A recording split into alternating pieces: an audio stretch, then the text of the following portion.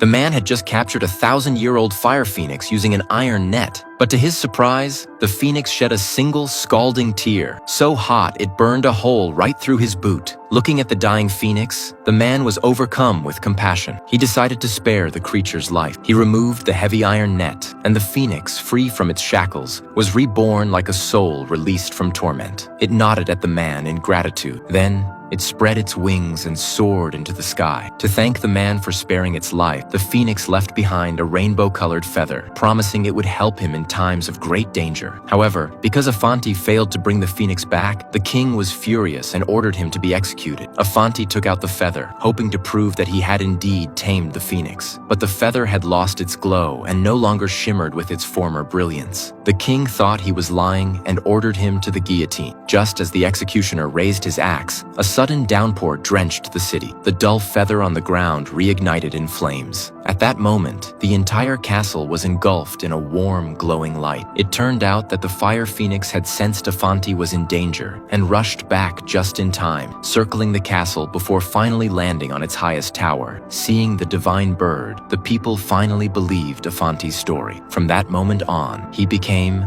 their hero. The king had no choice but to pardon Afanti in front of the people. Not only that, he promoted him to a high official position, but secretly, the king had no intention of letting him go. Soon after, he gave Afanti another mission, to journey to the snowy mountains in the north, awaken a princess who had been asleep for 1,000 years, and bring her back to become the queen. The king knew the road to the snowy mountains was perilous, full of deadly checkpoints and heavy guards. He was certain Afanti wouldn't make it back alive, but with the help of a divine donkey, Afanti quickly reached the snowy mountain's peak. There, the palace gate was sealed shut by a magical wall. As Afanti worried over what to do, the phoenix feather began to glow and lifted itself into the air. It dove straight into the magical barrier, and in the blink of an eye, the entire gate melted away. But the magical force also swept the donkey off the mountain, leaving it frozen mid-air, stuck to a cliff like an icy popsicle. Cautiously, Afanti stepped into the castle, only to find dozens of identical sleeping beauties lying inside. He froze in confusion, unable to tell which one was the real princess.